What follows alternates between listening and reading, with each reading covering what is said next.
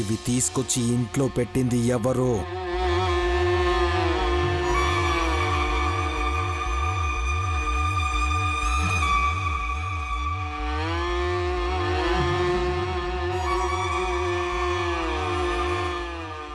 అంటే ఇంట్లో వాళ్ళే నిన్ను కొట్టారా బ్రో? రేయ్, నన్ను అడుగుతావేంట్రా?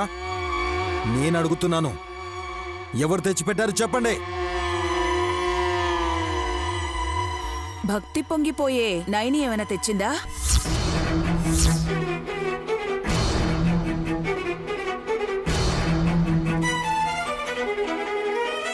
చెప్పు.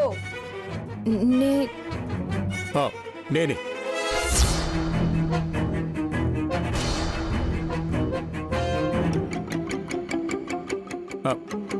నేనే వాటిని తీసుకొచ్చాను. వాటి అవసరం నాకే ఉంది. అదేం నాన్న? అవును విశాల్, నిన్ను కన్న తల్లి దూరం అయింది. నిన్ను పెంచిన తల్లికి నేనే దూరంగా ఉంటున్నాను. ఈ వయసులో జపం చేసుకుంటేనే ఏదో ఒకరోజు శివ సాయుధ్యం కలుగుతుంది.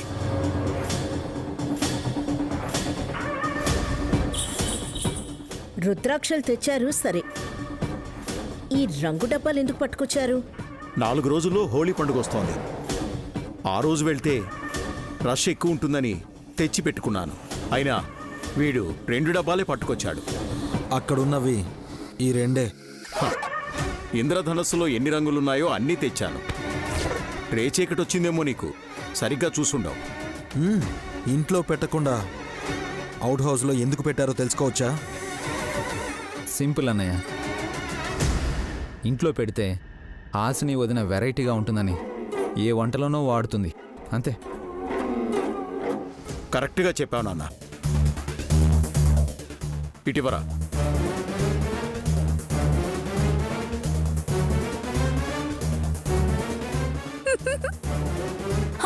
చూసావా దురద పిన్ని, నాకెంత క్రేజ్ ఉందో.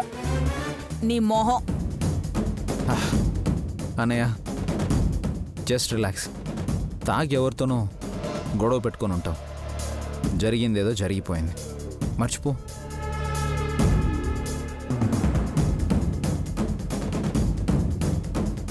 దిష్టి తగిలిందనుకో, తన డ్రెస్ కాలి దిష్టి పోయిందనుకో, బీ పాజిటివ్. వదినా, ఈసారి అడుగు, నిన్ను ఇస్త్రీ చేస్తాను.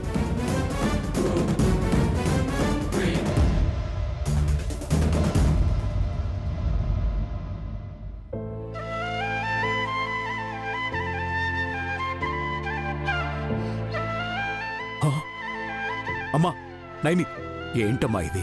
లే లే.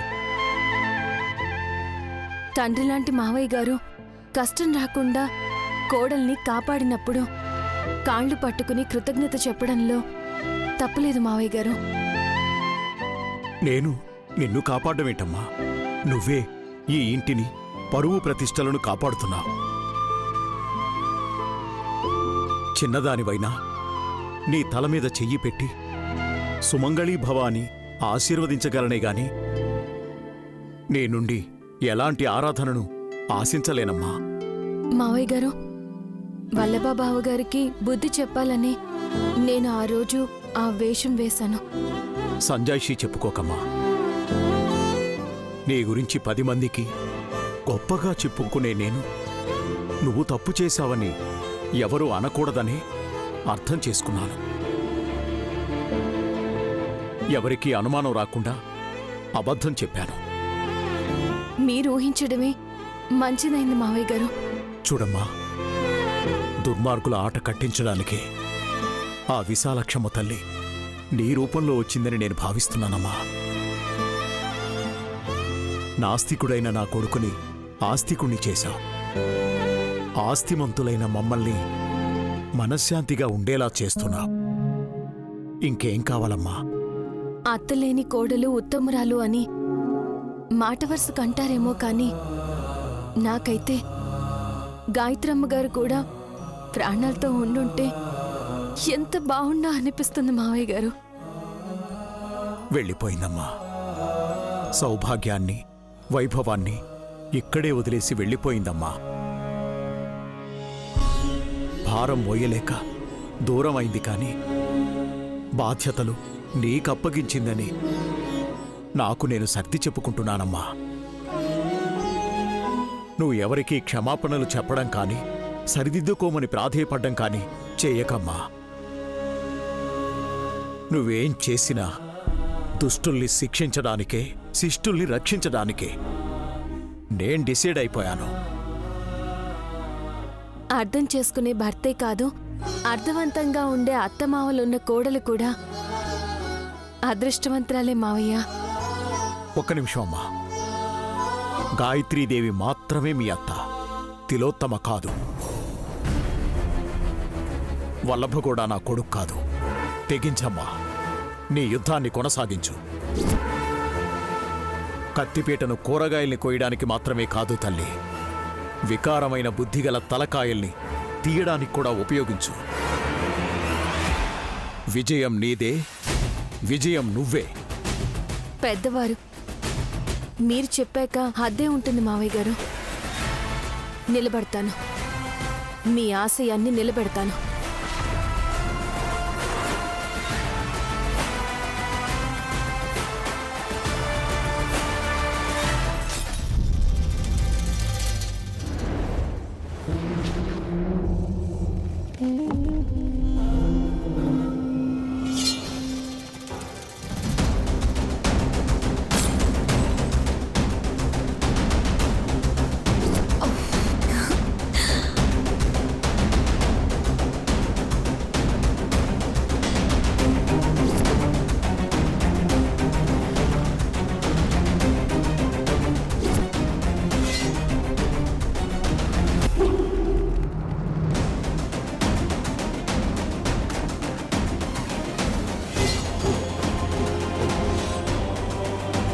కసి, yes will you stop this nonsense?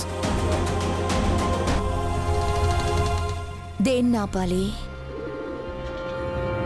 బలంగా ఉండే నీలాంటి మగాడు విసురుగా నా మీదకొస్తుంటే ఆపాలా? మీదకు రాలేదు, దగ్గరకు వచ్చాను. హద్దేం లేదే. అడ్డుగా ఏదైనా ఉంటే చెప్పు, తీసేస్తా. మీ చేతిలో ఉన్న దాన్ని తీసి పారేస్తే చాలు. నోట్లో చ్యూయింగం నవ్వులుతూ ఉఫ్, ఇలా ఉఫ్ మని బబుల్స్ ఊదుతుంటే ఎంత థ్రిల్లింగ్గా ఉంటుందో తెలుసా మిస్టర్? సీ కసి, అది సోప్ వాటర్. మీరలా బుడగలు ఊదుతుంటే అవి వెళ్ళి మా అమ్మ ఫోటో మీద పడుతున్నాయి. సో కసి, దిస్ ఇస్ నాట్ రైట్. మీరు ఆడుకోవాలంటే బయటికి వెళ్ళి ఆడుకోండి ప్లీజ్. అండియా, మండీ బిర్యానీలా నీ ముందుండి మాట్లాడుతున్నాను. వయసులో ఉన్నవాళ్ళం పేరుతో పిలుచుకోవాలి విశాల్. Sound sweet you know.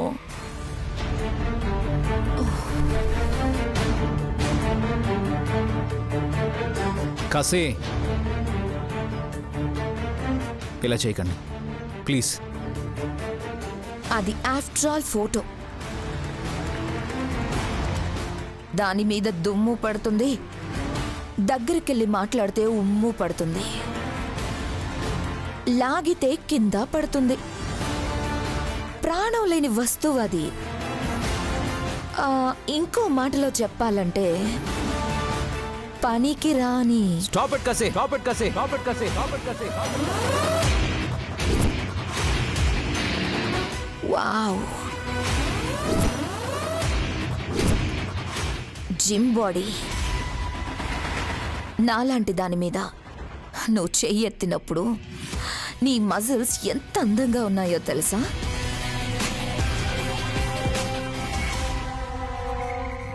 చూడు కసి, మా వదిన స్థానంలోకి రావాలనుకుని ఈ ఇంట్లోకి వచ్చిన దానివి కాబట్టి ఇప్పటిదాకా నిన్ను మీరు అని గౌరవిస్తూ వచ్చాను.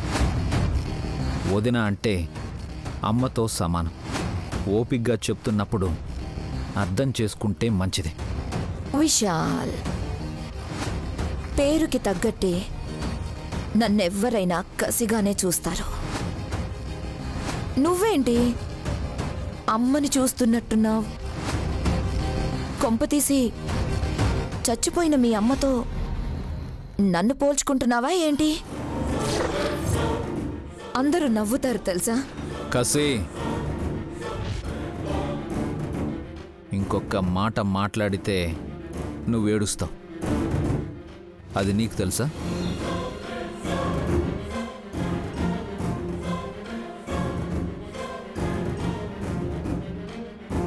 కసి, మా అమ్మ భౌతికంగా లేకపోయినా మానసికంగా మా అందరి ఆలోచనలోనూ ఉంది. నా భార్య నైని అయితే మా అమ్మని చూస్తుంది, తనతో మాట్లాడుతుంది. తను ఇంకా బతికే ఉన్నట్టు భావించే మా సెంటిమెంట్ని కించపరచాలని చూస్తే నీ ఫోటో పోలీస్ స్టేషన్లో ఉంటుంది. జాగ్రత్త.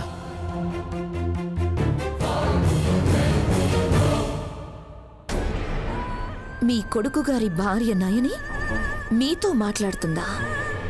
మిమ్మల్ని చూస్తుందా? దాని వెనుకున్న కథ ఏంటో నేను చూడాలనుకుంటున్నాను. Let me find out you.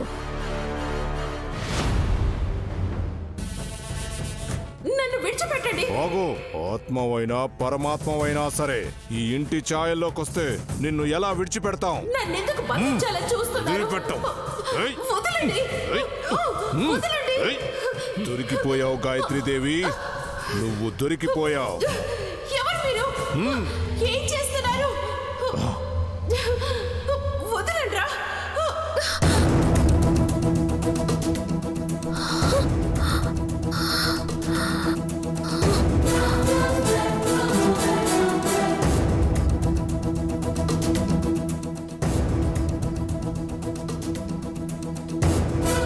పేడకల Gayatramma గారు దొరికిపోవడం ఏంటి? అదెలా సాధ్యం?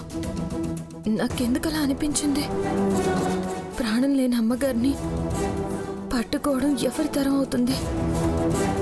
నాకొచ్చిన ఈ పీడకలను మీతో చెప్పి మీ నిద్రని, మీ ప్రశాంతతను పోగొట్టలేనండి.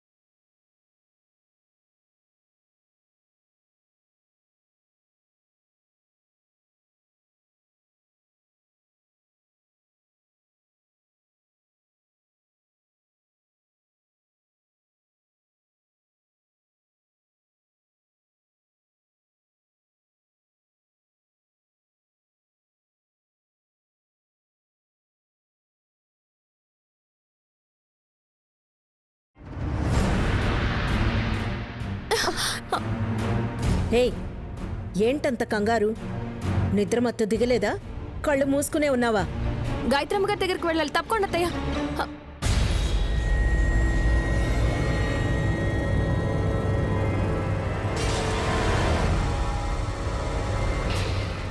ఈవిడికి అనవసరంగా చెప్పేసినట్టున్నానే. చూడలా చూస్తుందో. ఏమన్నా? బిత్తరపోయారు కదా అత్తయ్య అనుకున్నాను. గబుక్కన అలా అనేస్తే కళ్ళు తేలేరు. గాయత్రికొచ్చిందా? అవును, కాళ్ళు కడుక్కోవడానికి చెంబుడు నీళ్ళిద్దామని వెళ్తున్నాను. లేకపోతే ఏంటి అత్తయ్య గారు, తమాషా చేస్తే కూడా అలా అడిగేస్తున్నారు? నాతో జోకులేంటి నీకు?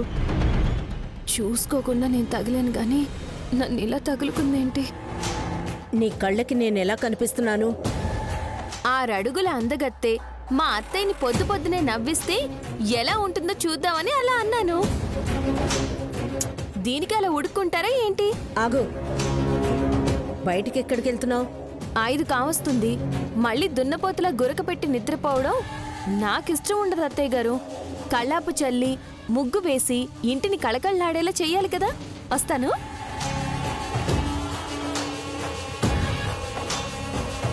నన్ను మేనేజ్ చేసి ముందుకెళ్ళింది.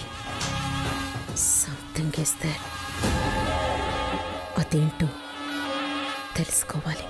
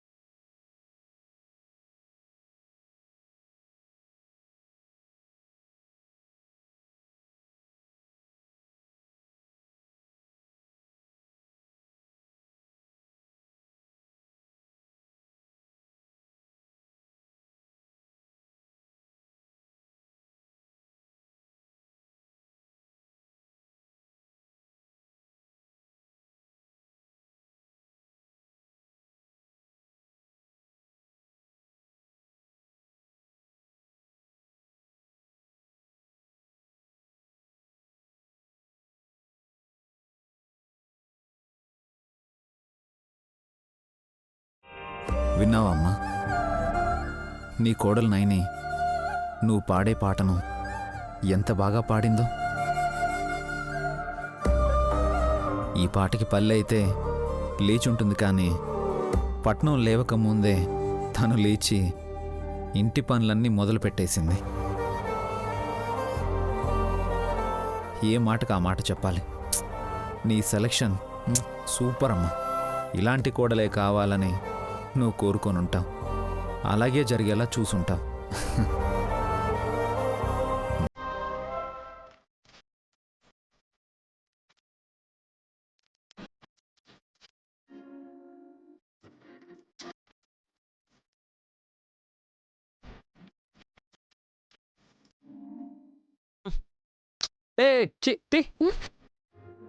భయం వేస్తుందని రాత్రి మంచం ఎక్కితే పోనీలే పాపం అని పడుకొనిస్తే కాలేస్తావా? తమరు బెడ్డెక్కనిచ్చిన మా అక్క ఇక్కడ పడుకొనిస్తుంది పులిబాబు గారు. పొద్దున్నే సుప్రభాతం మొదలు పెట్టిందిగా. నువ్వు మాట్లాడుకో.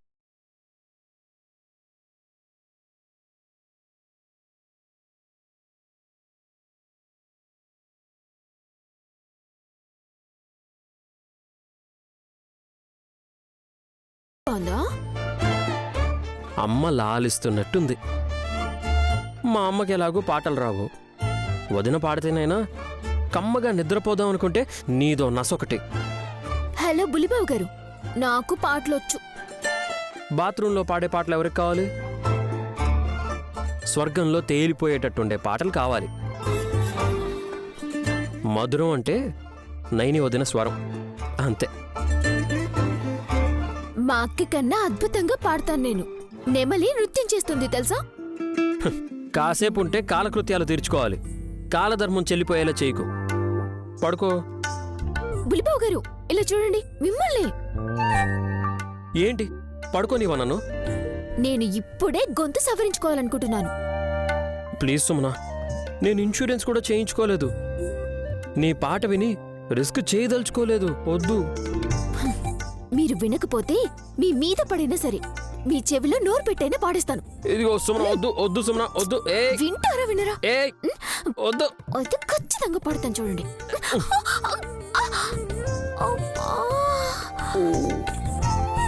అమ్మా నొప్పి. అమ్మా.